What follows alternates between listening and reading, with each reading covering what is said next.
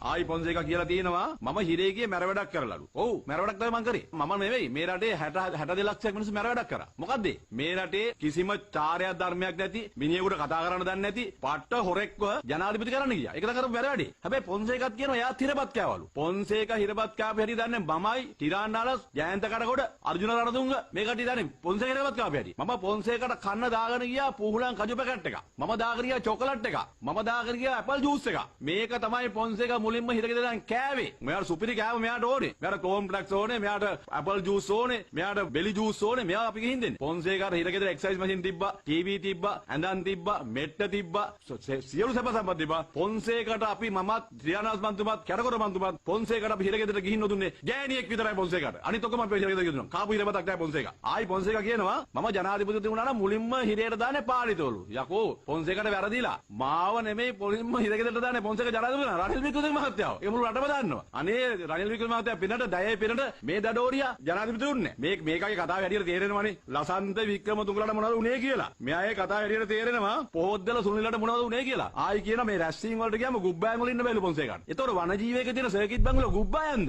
ආයි පොන්සේකා කියනවා අම්මට දොහයුරලු. අපේ අම්මට. අපේ අම්මවන් 3 පාරක් යවුවා මේ වන්දනාව යවුවා.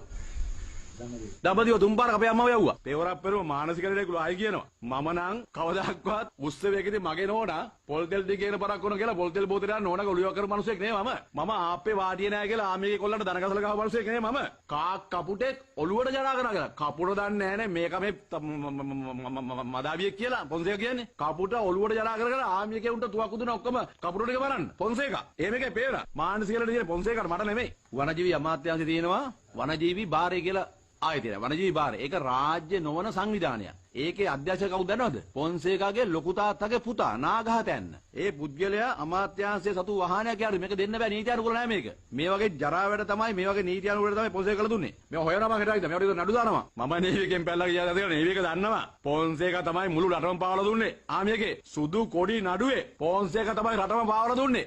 ආරක්ෂක ලේකම්තුමා පාවලා දුන්නා. සේනාධි නායකයා පාවලා දුන්නා. අරමුණ මොකද්ද? අරමුණ තමන්ගේ වෛරක්කාරයන්ව හිරදරවල ලබා දෙන්න. ආයි පොන්සේකා කියලා මගේ ඡන්ද නවත්තන්නලු. මගේ ඡන්ද නවත්තන්න පොන්සේකට හම්බෙන්නේ නැහැ කලුතරට ඇවිල්ලා. ඒක බොරුවක්. මම පොන්සේකට අභියෝග කරනවා. පුළුවන් නම් පොන්සේකා කැලේද ඡන්ද ඉල්ලන්නේ කොළඹෙන්ද ඡන්ද ඉල්ලන්නේ කුරුණෑගල ඡන්ද ඉල්ලන්නේ අගමැතිතුමාට කියලා මට අරන් දෙන්න පොන්සේකා ඉල්ලන දිස්ත්‍රික්කේ මටත් දෙන්න නොමිනේෂන් ලිස්ට් එකට නිකන් පාලිත තෙවරක් පෙර නම දා දෙන්න. මම පොන්සේකාට පෙන්නලා දෙන්නම් පොන්සේකා කවුද පාලිත තෙවරක් කවුද කියලා. නායකතුමාට ඉන්නවා බුරණ බල්ලෙක්. නායකතුමා මේ පොන්සේකා කියලා දෙන ඡන්ද වලට මිනිස්සු නෙමෙයි බුරන්න. මහින්ද රාජපක්ෂට බුරන්න, ගෝඨාභය රාජපක්ෂට බුරන්න, විමල් වීරවංශට බුරන්න කියලා දෙන්නේ මේ.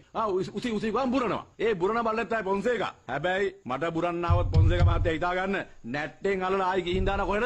ආයි ගිනි සිලුවට ගිහින් දාන නැට්ටෙන් අල්ලලා මතක තියාගන්න පොන්සේකා. තමුදේට මහපාට කැලේ මිනිස්සු මහපාට බයින මොකද ඇයි? කුඩුකාරයෝ කොහොද ආින්නවා? කුඩු යුකර අහිංසක දරුවෝ රෙද්දානේ දාගින්නේ. උන්ගෙන් කන්නේ බොන්නේ. උන්ට කොන්ත්‍රාත් දෙන්න මතක තියාගන්නවා. ඒක කැලේ පරිසම් කරගන්න මතක කලුතර ඉස්සෙල්ලා.